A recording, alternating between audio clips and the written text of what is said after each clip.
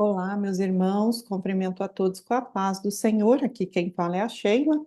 E no áudio de hoje eu quero falar um pouquinho sobre essa vontade de desistir pela luta do casamento, né? Então eu ouço muito constantemente, Sheila, será que essa é a vontade de Deus mesmo para minha vida? Será que Deus vai mesmo restaurar meu casamento? Para todas essas questões, será a vontade de Deus ou será se Deus realmente vai restaurar meu casamento? Eu tenho outros áudios aqui no canal que vocês podem lá buscar. O título vai fazer vocês entenderem que é sobre isso que eu estou falando no áudio para responder à vontade de Deus para a vida de vocês. Porém, hoje o nosso foco é nessa vontade que nós temos de desistir quando a gente está nessa batalha, né? Antes de mais nada, eu vou falar para vocês irem encontrando, a nossa palavra base é Atos 9. Vocês sabem já que eu sempre vou trazer as coisas com base na palavra do Senhor. Então, aqui eu vou trabalhar um pouquinho o tema e já vou fazer a leitura explicando para vocês, tá? A primeira coisa que a gente precisa se focar, meus irmãos, nessa vontade de desistir, é a gente observar que nós somos seres programados para desistir de tudo na vida, né? Tem pessoas nesse exato momento desistindo da própria vida, por isso que existe muito suicídio. Então, o ser humano, principalmente a geração que nós estamos hoje, a nossa geração, é uma geração que é considerada dopamina, geração dopamina. O que que é dopamina? Esse hormônio do prazer, da alegria, da felicidade, sempre quer estar no up, né? Então, se vem uma questão de tristeza, de dor, de sofrimento, de perda, pronto, minha vida acabou. Nós somos essa geração.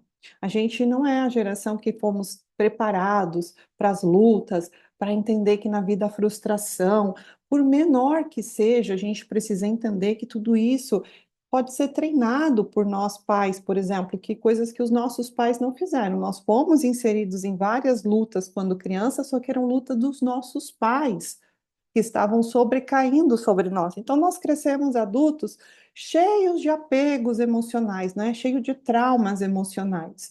Mas nós mesmo sabíamos que a gente estava naquela luta sendo dos nossos pais. Tanto que hoje, quando nós vamos relatar o nosso passado, a gente fala, não, que minha mãe separou, meu pai separou, foi embora, me deixou, deixou a casa, mas a gente sabe que a luta era um dos pais.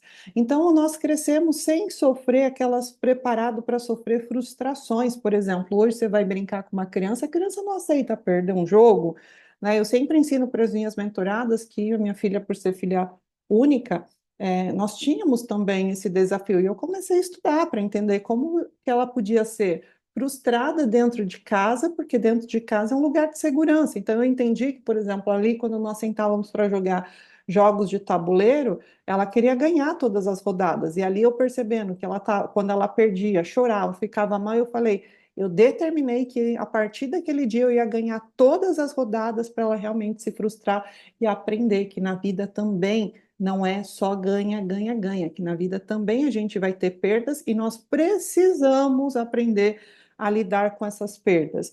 E isso está muito do nosso emocional, o quanto o nosso emocional está saudável, o quanto o nosso emocional está enfermo. Então, esta luta que nos divide sempre da vontade de desistir é porque no nosso emocional nós nos preparamos, nos programamos para casar e ser feliz para sempre. Ninguém nunca disse: olha, se você não cuidar bem do seu casamento direitinho, o seu cônjuge vai embora, né? Então as pessoas falavam que era assim, que se você dependesse, que era o meu caso, né? Se você depender de homem para comprar as coisas básicas para você, se você não for uma mulher independente, ele vai te trair, te abandonar e vai arrumar outra pessoa e vai embora. Então eu cresci programada para ser independente financeira, não depender de homem, e aí o que que eu fazia? Eu acabava sendo uma mulher muito forte, então os homens me olhavam com aquela força toda e falavam, ela não precisa de mim na vida dela, né? Então acabava que eu, de uma certa maneira, empurrava da minha vida. Então, quando a gente vai falar sobre essa vontade imensa de desistir, a gente precisa entender que muitas vezes é algo que está muito intrínseco dentro de nós, ou seja, está enraizado dentro de nós. Tudo que é difícil, tudo que precisa batalha, suor, resistência, eu quero desistir. Entende? o ser humano de hoje, né, essa geração fast food, que pega aqui um aplicativo chamado iComida, vocês vão entender o que eu estou falando, e pede aquele alimento e 30, 40 minutos está em casa. Antigamente, você tinha que ir no mercado, comprar os ingredientes, assistir a receita, preparar a receita. Então, um processo que podia demorar 2, 3, 4 horas, hoje em dia você resolve em meia hora, 30 minutos, você descobre que é até melhor, muitas vezes, do que você poderia fazer. E nós somos essa geração. Então, quando nós caímos no deserto, eu falo por mim, os poucos testemunhos que tinha ali naquela época, eu ouvia e eu falava assim: nossa, eu não vou passar nada no deserto. Imagina, eu não fui igual essa mulher de jeito nenhum. Então, para mim é muito rápido. Ali, o que que eu estava falando? Olha, filhinha, você fez tudo tão bonitinho, tão perfeitinho, que Deus ele vai olhar para você e vai dizer: nossa, você é tão bonita, tão boazinha que eu vou restaurar rapidamente. E com Deus, meus irmãos, não funcionam assim. Literalmente não funcionam. Muito das coisas que nós vamos receber, sim, é por merecimento. A restauração do casamento é um merecimento do nosso autocuidado. A Bíblia fala que a mulher sábia, ela edifica a sua casa. Aí lá em Provérbios 31, vai ensinar o que é ser uma mulher sábia. Lá no 25, fala assim, olha, que ela se veste de força e de dignidade. E ali todos a louvam quando ela está vestida de força e dignidade. Então, essa força que a Bíblia está falando é a força emocional. Se você parar para reparar, hoje, o quanto você está doente nas suas emoções. Então, a gente precisa curar e tratar esse lado. Tem coisas que literalmente Deus vai fazer pela questão da nossa oração. Então, por exemplo, o seu cônjuge que está lá apartado, sim, Deus vai trazer por intermédio do seu clamor, da sua oração. Não é pelo merecimento dele. É por isso que eu sempre falo: primeiro somos nós, primeiro nós restauramos a nossa vida, nos reconciliamos com Deus, aí a gente está intercedendo pelo outro, então Deus começa a fazer o quê? Inclinar o coração do outro para nós. Olha o que Deus falou para Moisés lá em Gênesis: Moisés, eu quero que você vá ao Egito para libertar o meu povo, porque eu ouvi o clamor do meu povo.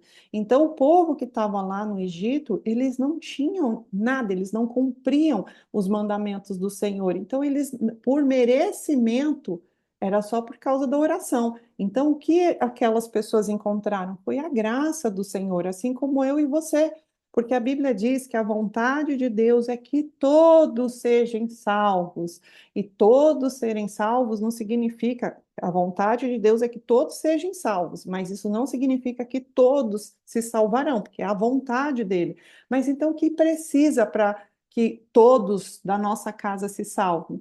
Então, um precisa aceitar o Senhor Jesus. Tem uma passagem aqui na Bíblia, acho que em Atos mesmo, que Paulo e Silas, eles estavam, né, presos. E ali eles adoravam o Senhor à meia-noite. Então as prisões caíram, as portas caíram. Ali o carcereiro que estava dormindo, quando ele abriu os olhos, que ele despertou, que ele viu que não tinha mais trancas, mais algemas, mais cadeia, ele se desesperou e quis tirar a própria vida. Por quê? Porque imagina que iam descobrir que ele tinha dormido e perdido os presos, ele ia ser morto.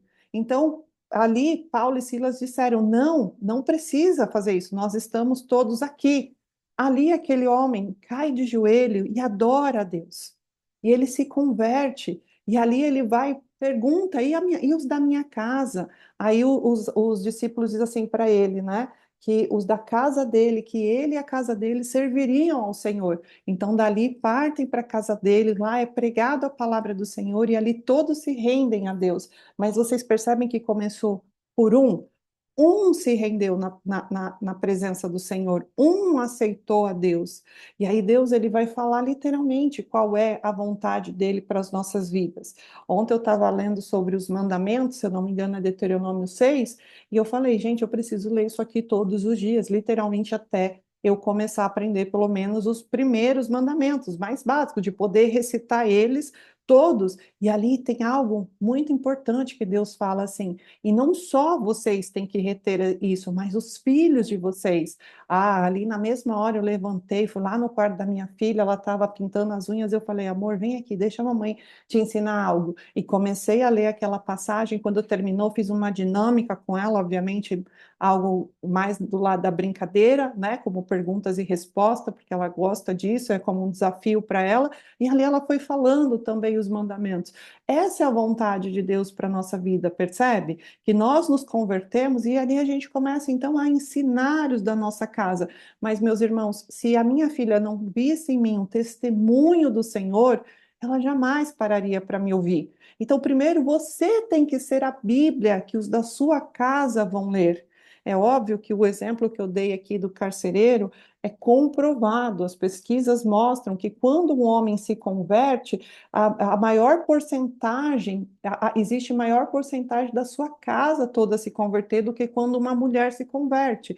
Mas nós, mulheres, segundo a própria Bíblia, nós somos mais espiritualizadas que os homens, por isso que nós viemos como auxiliador. Então, a gente deve buscar o Senhor.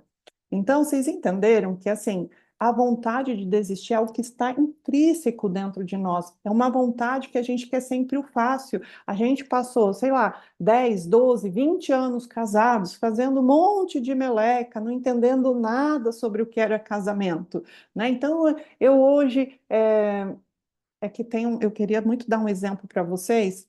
Eu vou dar um exemplo para vocês que eu lembrei aqui agora. Teve uma festa de final de ano que eu queria passar o Natal, queria não, eu passei, né, o Natal fora. E aí eu queria levar uma criança da minha família comigo. E essa criança, ela é muito cuidada pelos avós. E aí eu peguei e falei, olha, ele nunca passeia, vamos levar. E fui lá, mandei mensagem para esse familiar, né, para o casal, e perguntei se eles liberariam para levar. E aí eles ficaram de pensar. 2 dias depois vieram com a resposta dizendo que não. Que não, que não, que não, que era uma data muito importante, que eles gostariam de passar em família. Eu falei, ok, eu respeito. E aí, depois, conversando com a minha mãe falou assim: Ah, fiquei sabendo que você queria levar o fulano e que os fulano não deixaram levar. Ah, eu achei isso um absurdo, né? Porque eles nem cuidam, nem ficam com a criança. E agora Natal virou importante para eles. Um dia, né, virou importante, tão importante assim para eles. Irmãos, como terapeuta, eu vou dizer uma coisa para vocês. Isso não é nada mais do que egoísmo, porque a criança não passeia, a criança não faz nada. E os pais estão sempre viajando, estão sempre fora, tanto que eles viajaram no ano novo, deixaram a criança com os avós. Esse é o nosso egoísmo, sabe? É tudo para mim, é tudo em torno de mim, é tudo do jeito que eu quero. Eu nunca consigo pensar no outro, no que é melhor para o outro. É sempre no centro a minha vontade. Então a gente passa anos vivendo dessa maneira. Aí chega uma hora que Deus diz assim: Ei, vem cá que eu vou tirar esse Egito do egoísmo da sua vida. Vem cá que eu vou tirar esse Egito da mentira da sua vida. Vem cá que eu vou tirar esse Egito do adultério da sua vida. Vem cá que eu vou tirar esse Egito, né, do mau agouro da sua vida, da depressão da sua vida. Vem cá que eu vou tirar esse Egito de julgar o teu irmão da sua vida. Então, assim, Deus, ele vai entrar principalmente na vida daqueles que clamam. Tem um salmo que diz assim: Perto estou daqueles que me clamam. Perto estou daqueles que me clamam. Então, muitas vezes você está aí perguntando, por que Deus chamou para o deserto? Porque você clamou um dia a ele. Então, ele foi para perto de você. Só que para andar com Deus, para ter realmente uma vida abundante, não é dentro dos nossos primórdios, dos nossos princípios, daquilo que a gente acha certo ou errado, mas é de acordo dos primórdios do Senhor, dos princípios do Senhor, da maneira do Senhor. Então, observa. Tem pessoas que falam assim para mim: ah, essa mulher de Provérbios 31, ela é impossível. Se você literalmente esquadrinhar Provérbios 31, você vai ver que não é nada impossível. Ela está vivendo a vida dela e cuidando da família. É somente isso. Então, aqui em Atos 9, meus irmãos, inclusive, se vocês lerem ele completo, vocês vão ver que é aquela passagem onde Deus fala que vai tirar as escamas dos olhos. Aqui já um bom já é uma boa passagem para vocês entenderem que essa vontade de desistir muitas vezes precisa tirar primeiro as escamas dos teus olhos, né? Por quê? Porque a fé, ela é o firme fundamento das coisas que eu espero, porém que eu não vejo. A Bíblia também vai falar que fé é um dom de Deus. É um dom de Deus. Então a Bíblia tem muitas pessoas que dizem assim, ai, de graça recebeste, de graça tem que dar, né? Isso não é para estudos, isso não é para isso que Deus está falando. Deus está falando de dom. Eu recebi o dom da fé, então agora eu enxerto de fé em vocês. Então, isso aqui de insertar essa fé em vocês, a gente faz pela obra, pelo ministério, né? Então, a gente precisa entender que fé é um dom. Mas se eu não nutrir essa fé, e é por isso que eu gravo esses áudios aqui para vocês, que é para nutrir a fé de vocês, então, eu não vou ter fé. Chega um dia que eu realmente estou abalada. E, meus irmãos, aquele dia que você não tem vontade de orar, é o dia que você mais precisa orar. Aquele dia que eu estou assim, ó, que eu falo, ai, hoje eu estou cansada, eu não vou orar. Eu sei que aquele dia é o que eu mais preciso. Porque esse cansaço é porque eu priorizei outras coisas que me sugou o dia inteiro do que ao Senhor. Só que sem Deus, irmãos, nós estamos mortos. Eu estava explicando esses dias lá no grupo que eu, por fim, entendi aquele versículo que Jesus diz assim: deixa que os mortos sepultem os seus mortos. Eu não entendia isso. Os mortos na fé, o Senhor está dizendo. Os mortos aqui na terra pelo pecado. O salário do pecado é a morte. Eu já expliquei essa semana para vocês melhor isso. Umas duas aí, uns dois, três vídeos atrás. Então, o que que eu quero que vocês entendam aqui? Vamos ler aqui o Atos 9. Se você chegou até aqui, deixa o seu like, faz um comentário, compartilha com alguém, abençoa a vida do teu irmão através desse áudio. Tem pessoas que estão precisando ouvir, tá bom? Eu vou ler, irmãos, a partir do 36, mas é uma passagem que eu muito recomendo vocês de lerem completa, a partir do 36. A gente precisa lembrar que a Bíblia ela vai falar alguns pontos que eu acho muito importante para a gente entender o que é literalmente um posicionamento de fé, né? Então, eu citei para vocês primeiro Hebreus 11, e a Bíblia também vai falar, meus irmãos, lá em João 15, que eu vou ler para vocês. Tudo quanto o Pai... Opa, desculpa, estou lendo errado. Olha, eu perdi daqui. Pronto, encontrei. Já não vos chamos servos, porque o servo não sabe o que faz o seu senhor, mas vos tenho chamado amigos, porque tudo quanto ouvi de meu Pai vos tenho dado a conhecer. Aqui Jesus, ele está na Santa Ceia, ali, né, com os discípulos. Então, ou seja, após 3 anos, os discípulos andando, caminhando com Jesus, Jesus dá esse ensinamento na mesa da ceia. Ali foi o momento praticamente da despedida dele pelos seus discípulos, né? Que ele já não chamaria mais os discípulos de servos, mas sim de amigos, porque servos não sabem o que o pai faz, mas os amigos sim, porque ele revela aos amigos o que o pai faz. Então, essas dúvidas que a gente tem é que está faltando essa comunhão mais íntima com o Senhor. Está faltando esse momento de ressurreição, literalmente, com o Senhor. Lá em Romanos 8, eu estava meditando, diz assim, ó, Romanos 8, 11, diz assim, ó, se habita em vós o Espírito daquele que ressuscitou a Jesus dentre os mortos, esse mesmo que ressuscitou a Jesus Cristo dentre os mortos, vivificará também o vosso corpo mortal, por meio do seu Espírito, que em vós habita. Então, aqui, esse vivificar é renascer, é reativar. E do que o Senhor está falando aqui?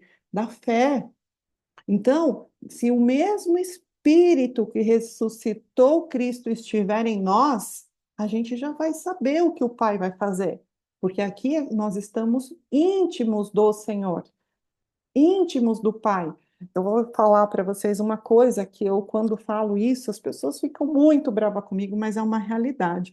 Eu acho que uma das coisas que eu mais aprendi como terapeuta é que a idolatria é o que adoece a nossa alma.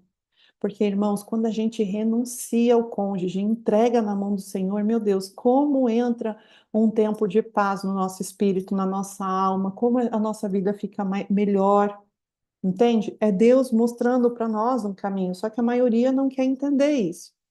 Eu tenho aqui um vídeo dizendo como destronar o cônjuge. Então vamos ler aqui a palavra de Atos 9. Quero lembrar um outro versículo antes de ler Atos 9 para vocês que diz assim, ó, que a verdadeira religião é cuidar dos órfãos e das viúvas. Essa é a verdadeira religião. Eu vou contar para vocês a história de Dorcas. Ela foi uma discípula de Deus muito generosa. E olha que poderoso é essa passagem para quem está aí com o casamento destruído, para quem está aí olhando o casamento e falando assim: olha, isso aqui não tem mais jeito, isso aqui acabou, isso aqui, olha, nem Deus para convencer meu marido, Sheila, você não conhece o meu marido.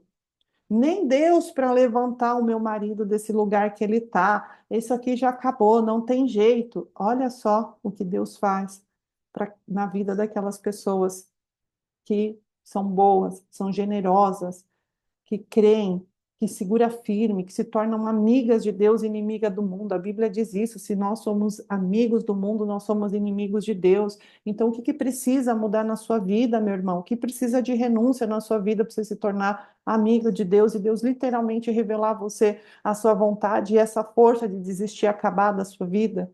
Olha aqui o que diz: a ressurreição de Dorcas. Havia um Jope, desculpa, havia em Jope uma discípula por nome Tabita. Nome este que traduzido quer dizer Dorcas. Era ela notável pelas boas obras. Olha só, era notável pelas boas obras. E esmolas que fazia. Você sabia que tem pessoas que não dizimam, não ofertam? Gente, isso é tão importante na nossa vida. Quem dirá a esmola, né? Nós precisamos cuidar dos órfãos e das viúvas. E diz assim: ora, aconteceu naqueles dias que ela adoeceu e veio a morrer. E depois de a levarem, puseram-na no cenáculo. O cenáculo era um lugar de oração. Então você imagina, uma pessoa que era tida como boa veio a morrer e as pessoas a levaram para um lugar de oração. Por isso que antigamente se levava para ver lá nas igrejas, né? Olha aí o que diz a palavra. Como Lida era perto de Jó, Lida é uma cidade. Ouvindo os discípulos de Pedro que Pedro estava ali, enviaram-lhe dois homens que lhes dissessem: não demores em vir ter conosco. Pedro atendeu e foi com eles. Tendo chegado, conduziram-no para o cenáculo. E todas as viúvas o cercaram, chorando e mostrando-lhe túnicas e vestidos que Dorcas fizera enquanto estava com elas. Olha aqui, irmãos, as viúvas chorando e mostrando a bondade dessa mulher para o discípulo. Olha só o que acontece agora. 40, o versículo 40. Mas Pedro, tendo feito sair a todos, pondo-se de joelhos, orou e voltando-se para o corpo, disse: Tabita, levanta-te. Foi uma ordem, tá, irmãos? Ela abriu os olhos e, vendo a Pedro, sentou-se. E ele, dando-lhe a mão, levantou-a e chamou, e chamando os santos, especialmente as viúvas, apresentou-a viva. Isto se tornou conhecido por toda Jope e muitos creram no Senhor. O que que a gente precisa entender? Deus, você percebe que com uma palavra, ele tira a pessoa da morte. Ele fez com Lázaro, ele fez com Tabita, ele fez com Talita, né? A outra criança, se eu não me engano, se chama Talita. Uma palavra, Tabita, levanta-te. Vocês percebem que a morte, o fim, ou como vocês quiserem chamar o que aconteceu com o casamento de vocês, não é impedimento nenhum para o Senhor. Nenhum. Não é porque o seu cônjuge, né, sua esposa, seu marido estão lá e você fala assim, não, mas olha, é impossível Deus fazer, porque olha tudo que esse homem está fazendo. Se eu que estou me purificando, me limpando, me tratando, fazendo tudo direitinho, não tenho visto nada, até o Deus trabalhar na vida desse homem. Eu tenho uma mentorada que fala assim, ele vai ter 80 anos até Deus trabalhar para tirar tudo da vida dele. Inclusive, eu vou mandar esse áudio para ela. Ela é a pessoa que mais precisa hoje ouvir para tirar esse sistema de crença. Irmãos, não se trata do outro. Aqui, ó, não se tratava, né, é, de Tabita para ter um milagre, se tratava mais de Pedro. Quem era Pedro diante de Deus? Quem é você diante de Deus que está orando, que está clamando pela morte do teu casamento? Entende? Seu marido, assim como o Tabita, tinha as coisas boas e coisas ruins também. As pessoas não são de todo ruins. Então, assim, você pode ter certeza, irmãos, que Deus, a Bíblia diz que Ele só não vai salvar os perversos, os blasfemadores, né? Mas a blasfêmia do Espírito Santo é algo muito mais profundo, que a pessoa precisa ter consciência do que está fazendo. Então, meus irmãos, você pode ter certeza, se Deus der ordem, seu cônjuge vai viver, porque hoje ele está morto por causa do pecado, assim como Tabita estava. Seja você a pessoa que vai se reconciliar primeiro com Deus, como eu tenho dito tantas vezes aqui, sabe? O que eu tenho ensinado muito para as minhas pacientes é que muitas pessoas vivem só reconciliação de casamento. Sabe por quê? Porque a pessoa só ora. Sheila, mas você fala só ora como se fosse algo tão insignificante, de jeito nenhum. Deus conhece meu coração e sabe muito bem o que eu estou falando. É que quando nós oramos, a gente vai resolver as coisas espiritual. Mas você está aprendendo sobre as coisas espiritual? Você entendeu sobre maldição hereditária? Você aprendeu sobre as alianças espirituais com trevas que você fez? Você aprendeu sobre as renúncias que você precisa fazer? Então, precisa, além de orar, aprender. O Senhor fala lá em Oséias 4, meu povo perece por falta de conhecimento. Então, a gente precisa também conhecer e entender que a alma, como Jesus falou, para isso Deus deixou os médicos. E o corpo? Ah, eu estou gorda, eu vou orar para Deus me emagrecer. O Senhor vai te colocar pessoas que vai te dizer, olha, você precisa fazer exercício físico, você precisa uma alimentação melhor, você precisa ter a noite de sono, entende? E coisas que é para eu e você fazer, o Senhor não vai fazer. Então você precisa literalmente se posicionar. Além da oração, buscar conhecimento, buscar entendimento, se aprofundar nas coisas do Senhor, estudar as leis de Deus, estudar seus mandamentos, gravar na tábua do teu coração, que é uma ordenança do Senhor, os mandamentos. Meus irmãos, pessoas buscando, existe muitas, mas pessoas que literalmente querem ter uma vida com Deus, não é a mesma. Não é. Se você está colocando o seu casamento no cenáculo, ou seja, num lugar de oração, na presença de Deus, Ele está te ouvindo. E Ele vai honrar a sua oração, mas no tempo que você puder alinhar a sua vida com Ele. No tempo que você se tornar uma pessoa que literalmente agora está preparada, a mulher sábia, o homem sábio, entende? Porque não pode, se Deus trouxer de qualquer maneira, assim como a Bíblia diz assim, ó, isto se tornou conhecido por toda a Jope e muitos creram no Senhor. Se for de qualquer maneira, as pessoas não creem em Deus. Então, por exemplo, eu vi uma matéria de um casal, né? Ou seja, casal famoso, não são cristãos, que voltaram ao seu relacionamento. Ali as pessoas, seus fãs, estavam felizes, mas não tinha ninguém dando glória a Deus, porque aquilo foi o que a mão dos homens fizeram. Então, você que é cristão, você que está buscando no Senhor, muda para que você seja exemplo, para que as pessoas olhem para você e falem assim: verdadeiramente a Deus em Israel, verdadeiramente a Deus na vida dessa pessoa, verdadeiramente o Senhor fez grande obra através dessa casa, dessa família, para que você seja como imã para o reino, imã para o Senhor. A Bíblia diz, e com isso eu finalizo, que a fé sem obras, ela é morta. Então, você vai viver, e você vai viver o extraordinário do Senhor, e sua vida vai se transformar literalmente num testemunho para a glória de Deus. E com isso, muitos se achegarão a Ele, crendo no Senhor. Faça sempre o certo. Não precisa você colocar suas mãos. Cuida de você. Olha para você. Se trata, aprenda, cresça espiritualmente, cresça emocionalmente. Muitos de nós estamos trancados numa criança interior ferida. Então a gente precisa crescer e acolher agora essa criança. Que Deus abençoe muito a vida, a família, o casamento de vocês, em nome de Jesus. Amém?